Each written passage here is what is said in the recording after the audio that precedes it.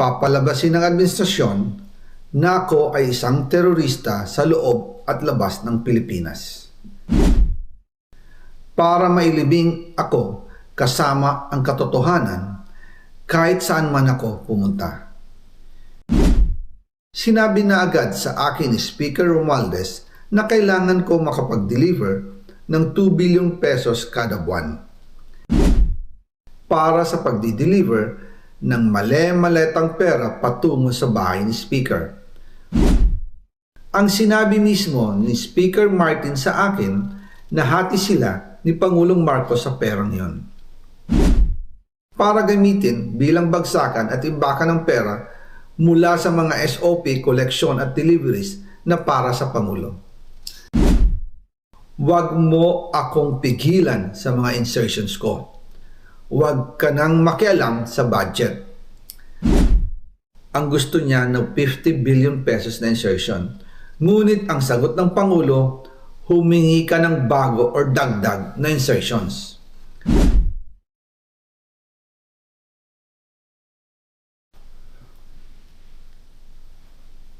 Magandang araw po sa inyong lahat. Bago ko ipagpatuloy ang aking paliwanag, nais ko munang magpasalamat sa inyo. Maraming salamat sa inyong bukas na isipan, sa inyong pasensya, at sa pagtanggap ninyo sa mga impormasyong aking ibinabahagi. Alam kong hindi madali ang mga paksang ito. Mabibigat at mahirap tanggapin. Hindi po ako makauwi dahil malaki ang banta sa buhay ko. Ngayon naman ay meron kaming natanggap na balita. Papalabasin ng administrasyon na ako ay isang terorista sa loob at labas ng Pilipinas. Para mailibing ako kasama ang katotohanan kahit saan man ako pumunta. Pero mahalagang malaman ng taong bayan ang katotohanan. Muli, taos-puso akong nagpapasalamat sa inyong pakikinig. Una po sa lahat, sinasabi ng ICI at ni Henry Alcantara na 21 billion pesos daw ang napunta sa akin. Hindi po totoo yun. Wala akong natanggap na ganyang halaga. Ang totoo, mula 2022 hanggang 2025, ang kabuuang pera na dumaan sa akin para ibigay kay Pangulong Bongbong Marcos at kay dating Speaker Martin Romualdez ay umabot sa 56 billion pesos at hiwalay pa dyan ang 100 billion pesos insertion ng Pangulo sa 2025 budget. Pati na rin ang 97 billion pesos flood control insertion na inilagay sa NEP ng 2026 national budget. Balikan natin kung paano ito nagsimula. Noong 2022, kakaupo ko pa lang bilang chairman ng House Committee on Appropriations, sinabi na agad sa akin ni Speaker Romualdez na kailangan ko makapag-deliver ng 2 billion pesos kada buwan. Makalipas ang ilang araw, tumawag sa akin si Yusek Bernardo. Sabi niya, kailangan ng tulong ng Bulacan sa problema nila sa baha. Pinapunta niya sa opisina ko sa Kongreso si DPWH District Engineer Henry Alcantara. Sa naging meeting namin ni Alcantara, siya mismo ang nag-offer kung paano ang hatian sa mga proyekto ng DPWH. 22% para kay Speaker Romualdez, 2% para kay Yusek Bernardo at 1% para sa kanya. Doon po nagsimula ang tinatawag nilang deliveries. Ang sistema po ay ganito. Ang mga tao ni Henry Alcantara ay nakikipag-ugnayan sa mga tao ko na sina Paul Estrada at Mark Tiksay. Sila ang tumatanggap na pera mula sa mga tao ni Alcantara. Minsan sa bahay ko sa Valle Verde, minsan naman sa BGC parking. Pagkatapos nilang makuha ang pera, sila Mark at Paul naman ang nag-aayos o nakikipag-coordinate sa tauhan ni Speaker Martin Romualdez na si Jocelyn Sereno para sa pagdi-deliver ng male-maletang pera patungo sa bahay ni Speaker. Una, sa North Forbes Park sa McKinley Drive at nang lumipat siya sa number 14 Nara Street, South Forbes Park. Gusto ko pong linawin, hindi ako nakikialam sa mismong proseso ng paghatid. Dumaan lang po sa akin ang pera na agad dinideliver kay Speaker Romualdez. Ako lang po ang nagko-confirm sa text kay Speaker kapag nadala na ang pera sa bahay niya. At lahat ng ito, mula sa unang utos noong 2022 hanggang sa huling delivery noong 2025.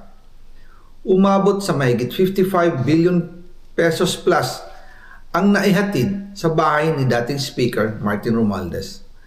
Madalas hindi nabubuo ang hinihinging 2 billion pesos bawat buwan ni Speaker, kaya iyan ang final total. Ang sinabi mismo ni Speaker Martin sa akin na hati sila ni Pangulong Marcos sa perang yon.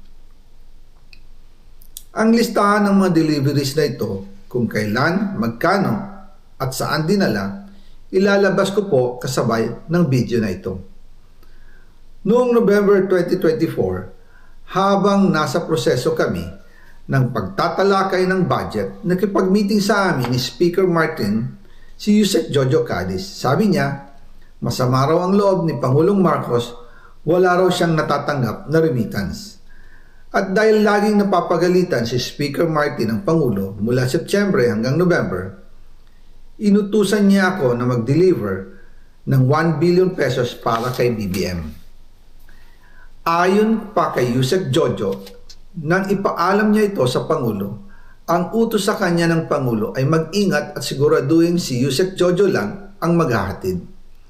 Ang instruction po sa akin ni dating Speaker Martin Romualdez ay dalhin sa number 30 Tamarind Street, South Forbes Park at ibigay kay Yusek Jojo Cadiz dahil ito raw ang drop-off point na malapit sa bahay ng Pangulo.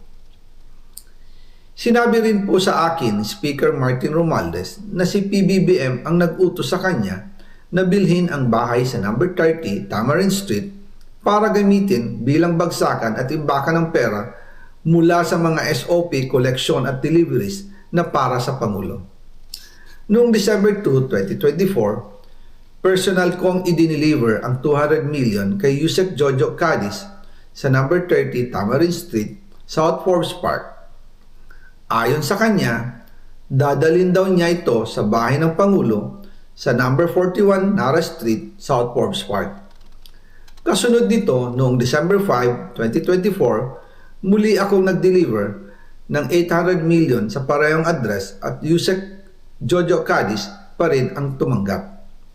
Sabi niya, iyon naman ay dadalhin sa bagong bahay ng Pangulo sa South Forbes Park.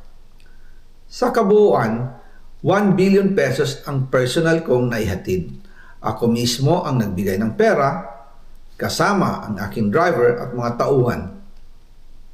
At lahat ito ay base sa direktang utos ni Speaker Martin Romualdez. At dyan po nabuo ang kabuuang halagang 56 billion na ipinadala mula 2022 hanggang 2025. Pero kahit na na-deliver na ang 1 billion pesos para kay Pangulong Marcos at kahit na naisama na rin sa 2025 budget ang 100 billion pesos insertion sa pamamagitan ng BICAM Committee, ayon mismo sa utos ng Pangulo, nagagalit pa rin daw si BBM.